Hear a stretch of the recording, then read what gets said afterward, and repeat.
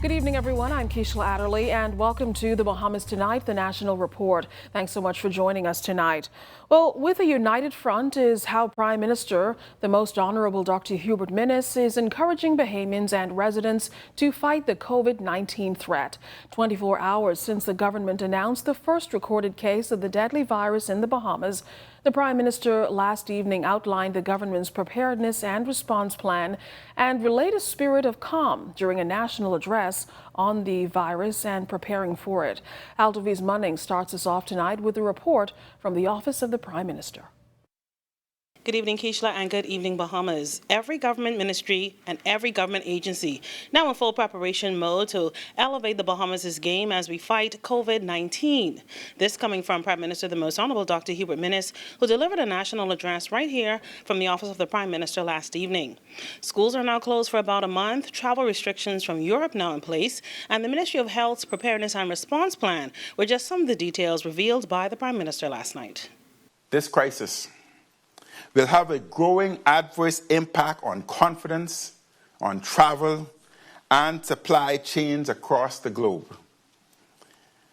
This will affect Bahamian workers and businesses, and will have an impact on the poorer and more vulnerable in our country. I will be meeting and consulting with major business entities to get their input on our national response. The Prime Minister also noted that no sector is more at risk from this virus than travel. Tourism accounts for an estimated 50% of our gross domestic product, just under 50% of direct employment, and has a cascading impact across the broader economy. Another important fact is that over 80% of our stopover visitors are from the United States, which is reporting increasing cases of the virus, and 75% of our visitors come by cruise ships, which are suspending cruises. As the Prime Minister noted that government will continue to fully update the country on their COVID-19 response plan, he implored Bahamians and residents to ignore false information and rely on information from certified organizations as well as trusted and responsible news sources. Let us refrain from the spirit of negativity during this period.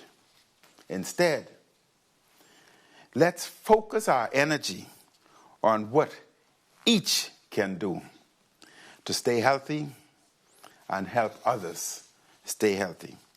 And the Prime Minister also announced in his national address last night that the Ministers of Finance, Tourism and Aviation, as well as Transport and Local Government, will address how the COVID-19 virus is impacting their respective ministries in the House of Assembly this Wednesday.